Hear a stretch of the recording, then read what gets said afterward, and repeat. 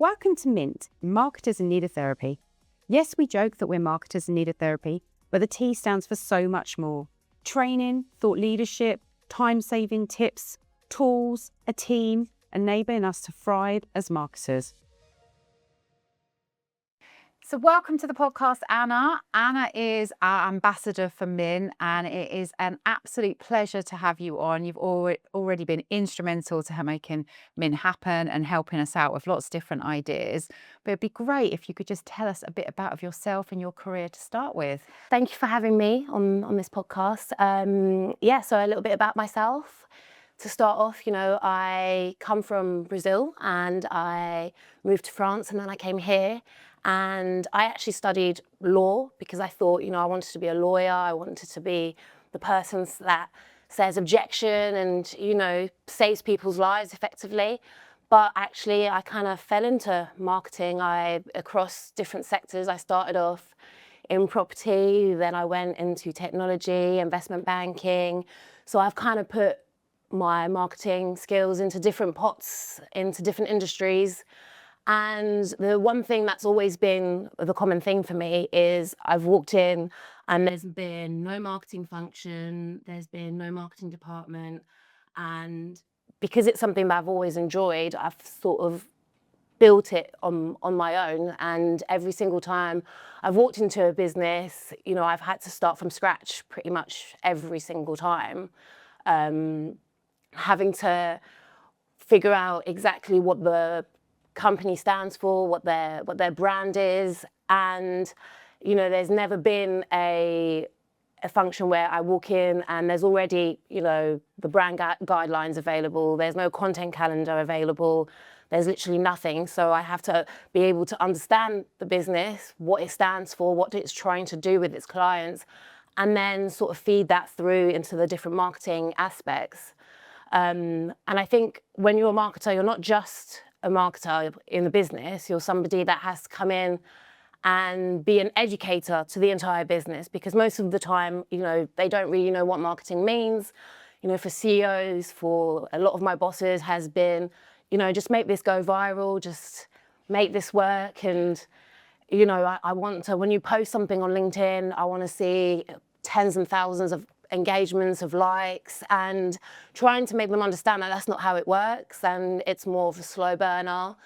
And it's not always it's not all bad. It's obviously there's a lot of good in being a marketer in terms of being able to, whenever you make a campaign win, or whenever the website traffic doubles, or you have an event and leads come out of that turn into a business or a prospect, that is entirely your wins. And that's what I generally love about marketing, is that when it works, and when you see the reward it brings, that itself is something that I thrive to continue doing. And I think it makes the hard days not as bad, basically. Yeah, fantastic. Yeah, I think that's a real good overview of what it is to be a lone marketing manager, for sure. And I think that's the thing. I mean, I've said it on the podcast before, it's not a one-night stand, it's a marriage. Yes. And it takes a long time. And a lot of people, think they're going to be viral overnight. And I always go back to the Joe Wicks story. Everyone thinks he became an overnight success. It was a 10-year fight to get to when he became, when people start to get to know him. 10 years. It's not, when you're doing this stuff organically, you can, yes, there is the off chance that you might be able to make something go viral, but everyone expects to go viral overnight, don't they? And it just doesn't work like that, unfortunately. Exactly. Yeah. So obviously you've stumbled across Mint. If for people that don't really know what the Mint network's like, do you want to just give us a bit of a... Yes, of course. I think Mint is probably the group chat I wish I had like 5 years ago. I think it's something where, for all the low marketers out there that sort of feel like everything gets a bit overwhelming, a little bit too much, and they don't have those colleagues or that boss to be able to just be honest with. I think that's what Mint is about. It's a community of other low marketers that can be honest and support each other. And, I feel like, even the other day I had a moment where I was at work and there were so many different priorities coming from every direction, and everything had to be done. Everything's urgent when it comes to marketing. And I felt a little bit overwhelmed, and I actually went to the toilet and I started crying, and then I thought, oh, actually, wait, I've got Mint, like, let me message the group chat. And as soon as I messaged the chat, all the members quickly like replied and said, it's okay to feel like this. And you know what, it actually just made me feel like supported and not alone, and not, you know, having to stay in the toilet and cry. I literally wiped the tears off my face and I said, no, you know, I've got this. I know what I'm doing, and I know I'm good at what I do. And then I walked out and, you know, I had that boost, I had that confidence, and it was all because of Mint and because of the members that took the time out of their day to reply to my sort of SOS signal and say, please help me.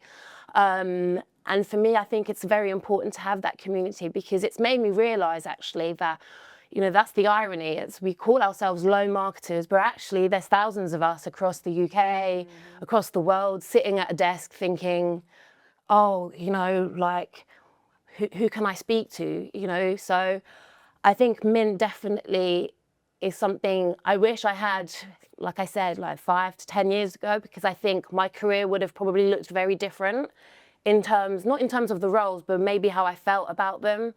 Because I think, yeah, when you're alone, you know, it can be a lot to take on mentally, and having that community of people that just get it and don't judge and aren't there to sell you something. You know, it's nice to have a community of, you know, it's like your everyday therapist effectively. So yeah. I love that, and it really did save me. Like the other day when I thought, oh, you know, I'm having a breakdown, like who can I turn to? And I had Mint, so that definitely like changed my day. It could have stayed bad, and it became a good day from having that. Yeah, so you love that, Anna, and that is exactly why I've set up Mint.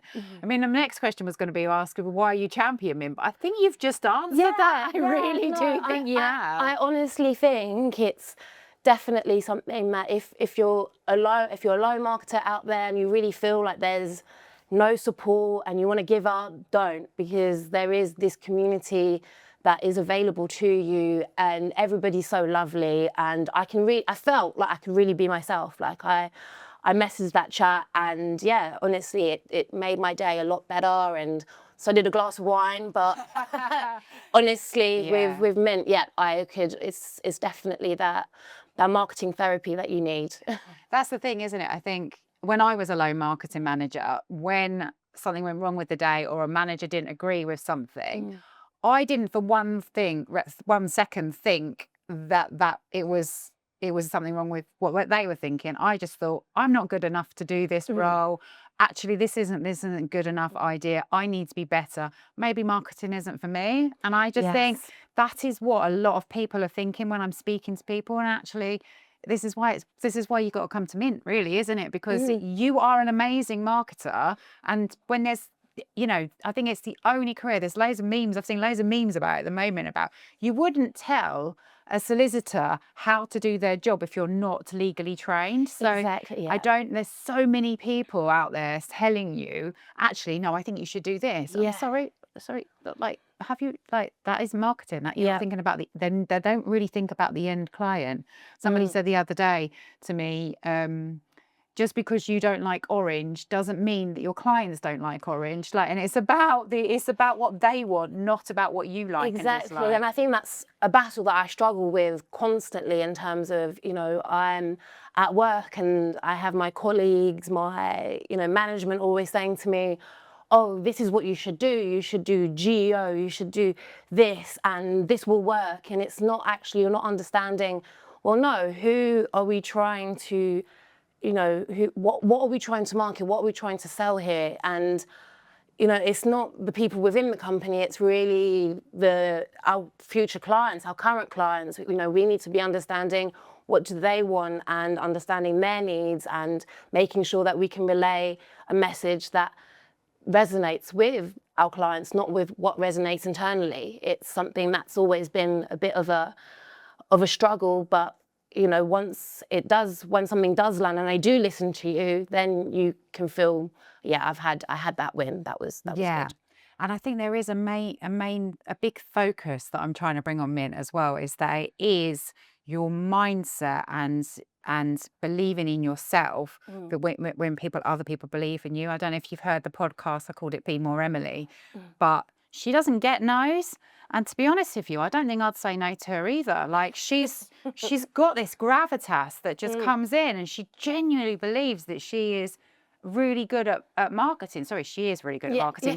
It's a fact, but she knows it. And actually, everyone doubts themselves. I had a moment yesterday where I was just like, I want to throw myself in the bin. I've had enough. You know, so I completely understand what you're going through. And I don't think it's just marketers. I think everybody does that, but this network's for marketers. Yeah, exactly. So you've been very open about your ADHD diagnosis. Do you want to kind of explain how that's changed the way you work, and is there highs and lows? Yes. So yeah, my ADHD diagnosis is quite a recent one. 15 years too late, I would say, but it's definitely helped me understand my brain. It's definitely a journey. I'm learning every day something new, and I think it ties in quite well with marketing, because with marketing, you know, you're always a work in progress. Like, you never know everything. Like, you can't know everything with marketing, because of everything changes so regularly, especially with the technology that's constantly evolving. And for me, it's something that, instead of having to apologize for, you know, having ADHD or not knowing everything, I'm actually owning it and say, well, no, you know, I can work on a campaign and fixate on that and make sure it works, and have those hyper focus sessions where I proper lock in and, you know, I get the stuff done.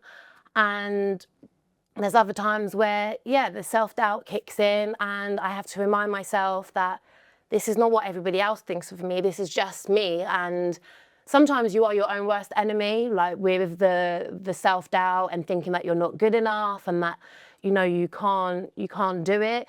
And what I'm trying to do at the moment is, when I get those thoughts, you know, I try and pause and think, you know, would I say that to somebody else? Or, you know, would I say that to my friend? And I wouldn't. So I try and start thinking more positively about things, instead of thinking, oh, everything's doom and gloom. And yeah, like I said, I'm still a work in progress, and I'm not ashamed about that. And I'm happy to continue learning about myself, about how I work, and using ADHD as my own superpower to make those campaigns creative, to make those, to be honest and to be authentic with my audience, and to be able to connect with people. And I think that's where the ADHD and the marketing kind of intertwine for me, where I can, you know, I really want to be able to build those connections, those real connections with people, and to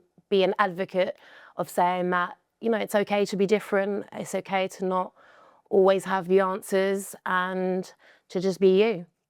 Amazing.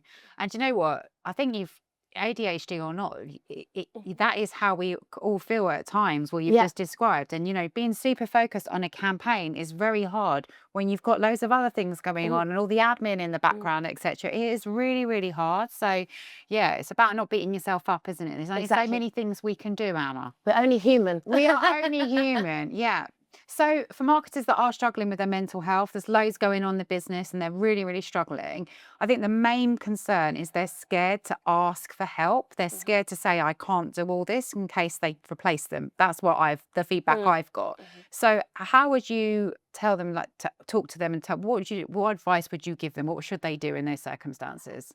I think, you know, being scared is completely normal. You know, being scared and afraid to ask for help, I think, shows that you care, and that you don't, you know, it's more of how you feel about yourself. You feel that if you ask for help, you're actually being, you know, it's a professional failure, but it's not. I think when you're a marketer, you have so many tabs open effectively. You know, you have so many different disciplines that you have to follow.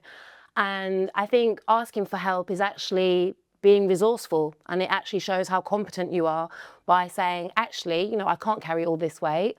I'm going to put some of it down and ask for that help. So when you're scared, I think you need to try and remove that thought process a little bit and say to yourself, well, if I cannot go to my boss and tell him, look, I'm feeling overwhelmed, I need a little bit of help, and he doesn't accept that, then, you know, it's okay for you to want to leave, and it's okay for you to want better for yourself, because, you know, I think a job's just a job, and if you're not happy in that job, then I think it's important to find that place where you can make a difference and people will listen to you.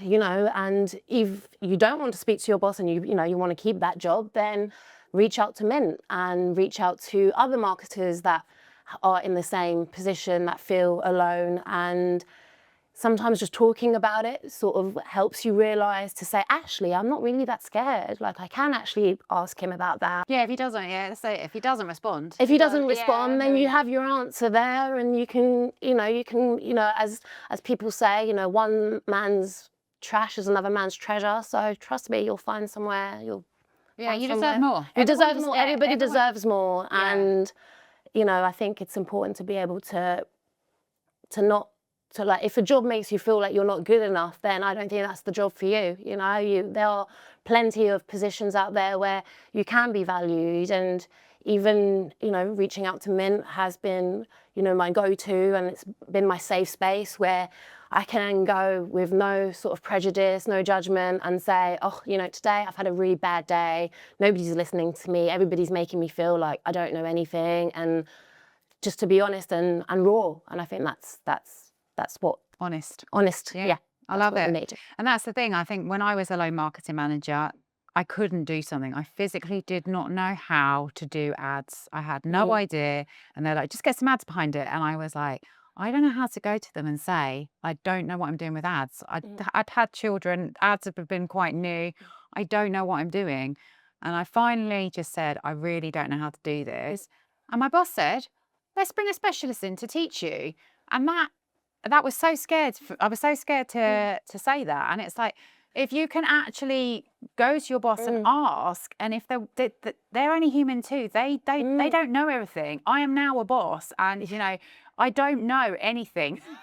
I'm winging my life. I'm winging it, and I can't expect my team to know everything either. And that's where that understanding needs to come in from the boss, that if you can invest in these people, they will stay with you for a long time. I make it a mission that people in my team don't.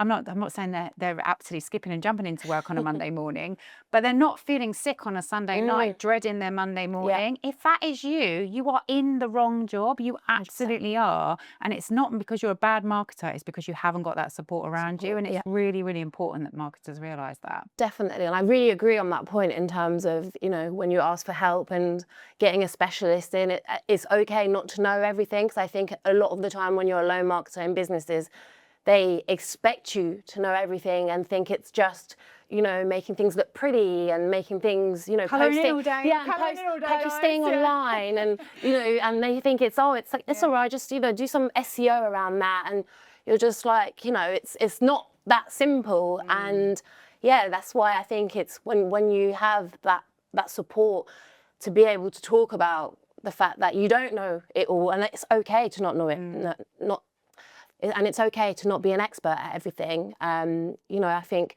being resourceful is a skill in itself. So yeah, I think definitely asking for help is not something we should be afraid of. Yeah.